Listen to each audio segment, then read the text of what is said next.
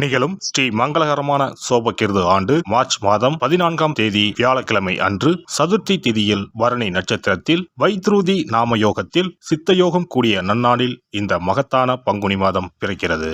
பிறக்கும் இந்த பங்குனி மாதத்தின் கிரக நிலைகளை பார்க்கும்போது மேசத்தில் குரு பகவானுடன் இணைகிறார் சந்திர பகவான். கன்னி ராசியில் கேது பகவானும் மகர ராசியில் செவ்வாய் பகவானும் உள்ளனர். சூரிய பகவான், புதன் பகவான், ராகு பகவான் மீன ராசியில் சஞ்சாரம் செய்கின்றனர். கும்பராசியில் சனி பகவானுடன் சுக்கிரன் உள்ளார். இம்மாத கிரக பெயர்ச்சி என எடுத்துக்கொண்டால் செவ்வாய் பகவான் மகரத்தில் இருந்து கும்பராசிக்கு பெயர்ச்சி அடைகிறார். சுக்கிர பகவான் கும்பத்தில் இருந்து மீனராசிக்கு பெயர்ச்சி அடைகிறார். சந்திர பகவானை பொறுத்தவரை மேசத்தில் ஆரம்பித்து 2.25 நாட்கள் வீதம் 12 ராசிகளை கடந்து ரிஷபத்தில் அமர்ந்து பலன்களை தரப்போகிறார். இம்மாத சிறப்பாக குரு பகவான் நீச நிலையில் இருந்து வக்ர நிலைக்கு மாறுகிறார். இதன் காரணமாக உச்ச பலன்களை அள்ளித் தரப்போகிறார் குரு பகவான். இந்த கிரக அமைப்பினால் உங்கள் வாழ்வில் ஏற்படக்கூடிய சுப மற்றும் அசுப பலன்கள் என்ன என்பதனையும், அசுப பலன் ஏற்படுமாயின் ராசிக்காரர்கள் செய்ய வேண்டிய பரிகாரம் என்ன, வழிபட வேண்டிய தெய்வம், வழிபடும் முறை என்ன என்பதனை பற்றி விரிவாக காண்போம். பிறக்க போகும் இம்மாதம் உங்கள் வாழ்வில் வளமும் நலமும் செல்வ செழிப்பும் பெற்று வாழ்வின் உயரிய நிலையை அடைய எல்லாம் வல்ல எம்பெருமானை வேண்டி விரும்பி கேட்டுக்கொள்கிறேன். கும்பராசி அன்பர்களே, இந்த மாதம் தொழில் தொடர்பான விஷயங்களில் தீர ஆலோசித்து ஒரு முடிவுக்கு வருவீர்கள். பலராலும் செய்ய முடியாத காரியங்களை வெற்றிகரமாக முடிக்கும் நிலை வரலாம். பணவரத்து திருப்தி தரும். வழக்குகளில் சாதகமான போக்கு காணப்படும். தொழில் வியாபாரம் தொடர்பான அலைச்சல்கள் இருக்கும். வாடிக்கையாளர்களிடம் சாமர்த்தியமாக பேசுவதன் மூலம் வியாபாரம் வளர்ச்சி பெறும். அடுத்தவர்கள் கூறும் ஆலோசனைகளை ஏற்கும் போது கவனம் தேவை. அவற்றை ஆராய்ந்து பார்த்து செய்வது நல்லது. உத்தியோகஸ்தர்கள் கூடுதலாக உழைக்க வேண்டியிருக்கும். வேலைக்கு முயற்சி செய்பவர்களுக்கு வேலை கிடைக்கலாம். குடும்பத்தில் இருப்பவர்களால் கூடுதல் வருமானம் கிடைக்கும். முக்கிய நபர்களின் அறிமுகத்தால் நன்மைகள் உண்டாகும். கணவன் மனைவிக்கு இடையே சுமூகமான நிலை காணப்படும். பிள்ளைகளுக்காக கூடுதல் நேரம் செலவு செய்ய வேண்டியிருக்கும். பெண்களுக்கு பணவரத்து அதிகரிக்கும். எந்த ஒரு காரியமும் லாபகரமாய் நடந்து முடியும். செயல்திறன் கூடும். மாணவர்கள் பாடங்களை மன நிறைவுடன் படிப்பீர்கள். கூடுதல் மதிப்பெண் பெற மேற்கொள்ளும் முயற்சிகள் யாவும் வெற்றியடையும். கலைஞர்கள் உற்சாகமுடன் செயல்பட்டு கொடுத்த வாக்கினை காப்பாற்றி விடுவீர்கள். பணவரவு தாராளமாக இருக்கும். தேவையான பட வாய்ப்புகள் வரும். அரசியலில் உங்களுக்கு சாதகமான சூழ்நிலை நிலவும். குறிப்பிட்ட சிலர் உங்களுக்காக பேசுவார்கள். நற்காரியங்களில் ஈடுபட்டு பேரும் புகழும் கிடைக்கப் பெறுவீர்கள். நட்சத்திர பலன்கள் அவிட்டம் 3-4 பாதங்கள். இந்த மாதம் பயணங்கள் செல்ல நேரலாம். வாக்கு வன்மையால் எடுத்த காரியத்தை சிறப்பாக செய்து முடிப்பீர்கள். தொழில் வியாபாரத்தில் இருந்த போட்டிகள் விலகும். பணியாட்கள் மூலம் காரிய அனுகூலம் உண்டாகும். சரக்குகளை பாதுகாப்பாக வைப்பது நல்லது. சதயம் நட்சத்திரம். இந்த மாதம் உத்தியோகத்தில் இருப்பவர்களுக்கு உழைப்பு அதிகரிக்கும். எந்திரங்களை இயக்குபவர்கள் கவனமாக இருப்பது நல்லது. குடும்பத்தில் மகிழ்ச்சியும் குதூகலமும் ஏற்படும். குடும்ப உறுப்பினர்கள் ஒற்றுமையுடன் செயல்படுவார்கள். கணவன் மனைவிக்கு இடையே இருந்த மன வருத்தம் நீங்கும். பூரட்டாதி 1-2-3 பாதங்கள். இந்த மாதம் குழந்தைகள் உங்கள் சொல்படி நடப்பது மனதுக்கு மகிழ்ச்சி தரும். சாமர்த்தியமான பேச்சின் மூலம் எடுத்த காரியத்தை வெற்றிகரமாக செய்து முடிப்பீர்கள். தொழில் வியாபாரத்திற்கு தேவையான பண உதவிகள் கிடைக்கும்.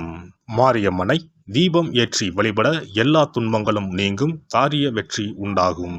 அதிர்ஷ்ட கிழமைகள் திங்கள், புதன். சந்திராஷ்டம தினங்கள் பங்குனி 12-13. அதிர்ஷ்ட தினங்கள் 17, 18, 19. சிறப்பு பரிகாரம்.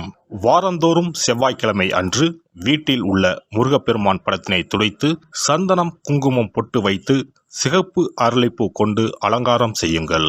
ஒரு கண்ணாடி டம்ளரில் தண்ணீர் ஊற்றி ஒரு எலுமிச்சை பழம், சிறு வெட்டிவேர் போட்டு முருகன் படத்திற்கு முன் வைத்து விடுங்கள்.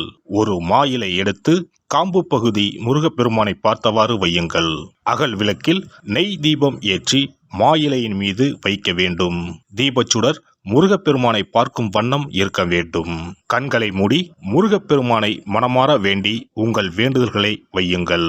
பூஜை முடிந்த பிறகு அடுத்த நாள் டம்ளரில் உள்ள எலுமிச்சை பழத்தை உங்கள் வீட்டை சுற்றி திருஷ்டி கழித்து போட்டு விடுங்கள். 6 வாரங்கள் வரை இந்த வெட்டி வேரை மாற்ற தேவையில்லை. இவ்வாறு செய்து வழிபட்டு வர குடும்பத்தில் உள்ள எப்படிப்பட்ட கஷ்டமாக இருந்தாலும் அந்த கஷ்டத்திற்கு தீர்வு கிடைக்கும். நம்பிக்கை இல்லாமல் எந்த ஒரு வழிபாடும் செய்யக்கூடாது. நம்பிக்கையோடு செய்யும் பட்சத்தில் கைமேல் பலன் கிடைக்கும். இனி பங்குனி மாத சிறப்புகளும் வழிபாட்டின் பலன்களும் என்ன என்பதனை பற்றி காண்போம். பங்குனி மாதம் என்பது வழிபாட்டுக்கு உரிய மாதம். பங்குனி மாதம் வணங்குவதற்கும் பூஜைக்கும் உரிய மாதமாகும். ஒவ்வொரு மாதத்திலும் ஒவ்வொரு நட்சத்திரத்திற்கு முக்கியத்துவம் கொடுத்து விழாக்கள் நடத்துவது வழக்கம். ஆனால் பங்குனி உத்திர நட்சத்திரத்திற்கு மற்ற நட்சத்திரங்களை விட அதிக மகத்துவம் உண்டு. தெய்வ திருமணங்கள் அதிகம் நடைபெற்ற மாதம் பங்குனி மாதம். மாதங்களில் 12வது மாதம் பங்குனி, நட்சத்திரங்களில் 12வது நட்சத்திரம் உத்திரம்.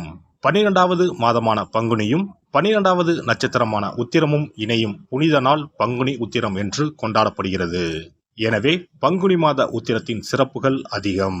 பங்குனி உத்திர நாளில் அனைத்து ஆலயங்களிலும் சிறப்பு வழிபாடுகள் நடைபெறும். கிராம கோவில்களில் அக்னி சட்டி ஏந்துதல், பூஜைகள் விமர்சையாக நடைபெறும்.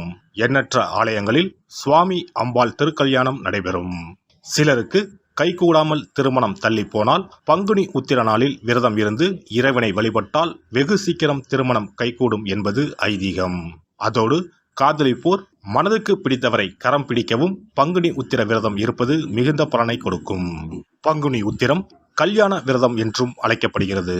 8 வகையான மகா விரதங்களில் கல்யாண விரதமும் ஒன்று. ஆகவே இந்த நாளில் திருமணம் ஆகாத இளையோர் விரதம் இருந்து தமக்கு நல்ல வரன்கள் கிடைக்க வேண்டும் என்று சிவபெருமானையும் பார்வதி தேவியாரையும் வேண்டுவது நல்ல பலன்களை பெற்றுத்தரும். இத்தினத்தில் மேற்கொள்ளும் விரதம் மிகவும் விசேஷமானது. நீண்ட நாள் ஒற்றுமையுடன் வாழ விரும்பும் தம்பதியர் விரதம் இருந்து சிவனுக்கும் சிவ பார்வதிக்கும் அபிஷேகம் செய்வார்கள். இந்த விரதத்தை முருகனை வேண்டியும் செய்யலாம். அதோடு அன்னதானம், வஸ்திரதானம் செய்வதும் சிறப்பானது. ஜாதக தோஷத்தால் திருமணம் தடைப்பட்டவர்கள் வழிபாடு மேற்கொள்ளவும் சிறந்த நாள் இதுவாகும். செவ்வாய் தோஷம் காரணமாக திருமண தடைகளை சந்திப்பவர்களுக்கு பங்குனி உத்திரத்தன்று முருகனை மனமுருகி வணங்கினால் திருமண தடைகள் நீங்கி திருமணம் சுபமாக முடியும். குழந்தை பேரில்லாமல் தவிப்பவர்கள் பங்குனி மாத விரதம் இருந்து அம்மன் கோவில்களுக்கு சென்று வழிபட அந்த அம்மனின் அனுக்கிரகத்தால் நிச்சயம் புத்திர பாக்கியம் கிடைக்கும். தொழில் மற்றும் வியாபாரங்களில் ஈடுபடுபவர்கள் தமிழ் வருடத்தின் கடைசி மாதமான பங்குனி மாத தினத்தில் திருஷ்டி பூசணிக்காய் வாங்கி உங்கள் வியாபார இடங்களை திருஷ்டி கழித்து அதற்குரிய நேரத்தில் உடைக்க வேண்டும். இப்படி செய்வதால் உங்களுக்கு இந்த ஆண்டு ஏற்பட்ட தோஷங்கள் அனைத்தும் நீங்கும். பங்குனி உத்திர நன்னாளில் நம்மால் முடிந்த அன்னதானங்களை செய்வது மிகுந்த புண்ணியம் தரும். எலுமிச்சை சாதம் அல்லது தயிர் சாதம் அல்லது சர்க்கரை பொங்கல் என அன்னதானம் செய்யலாம். அதேபோல் நம்மால் முடிந்த அளவுக்கு மஞ்சள், சரடு, குங்குமம், கண்ணாடி என மங்கள பொருட்களை பெண்களுக்கு வழங்குவது விசேஷ பலன்களை கொடுக்கும். முருகப்பெருமான் நமக்கு இதுவரை இருந்த காரிய தடைகள் அனைத்தையும் களைந்து நமக்கு நல்வழி காட்டி அருளுவார். பங்குனி மாதத்தில் அனைத்து நாட்களிலும் கோவிலுக்கு சென்று வருவது மிக்க பலனை தரும். மேலும் செல்வ செழிப்புடன் வாழ்வதற்கு உதவும். எல்லாம் வல்ல இறையருளால் நீங்களும் உங்கள் அன்பு குடும்பமும் உடல் நலம், நீலாயுள், நிறை செல்வம், உயர் புகழ், மெய்ஞானம் ஓங்கி வாழ்க வளமுடன். இந்த வீடியோ பதிவு உங்களுக்கு பிடித்திருந்தால் லைக் பண்ணுங்க, கமெண்ட் பண்ணுங்க, ஷேர் பண்ணுங்க. மறக்காம சப்ஸ்கிரைப் பண்ணுங்க. பக்கத்துல இருக்கிற பெல் பட்டனை கிளிக் பண்ணுங்க. நன்றி, வணக்கம். ஓம் நமச்சிவாய. சிவாய நம.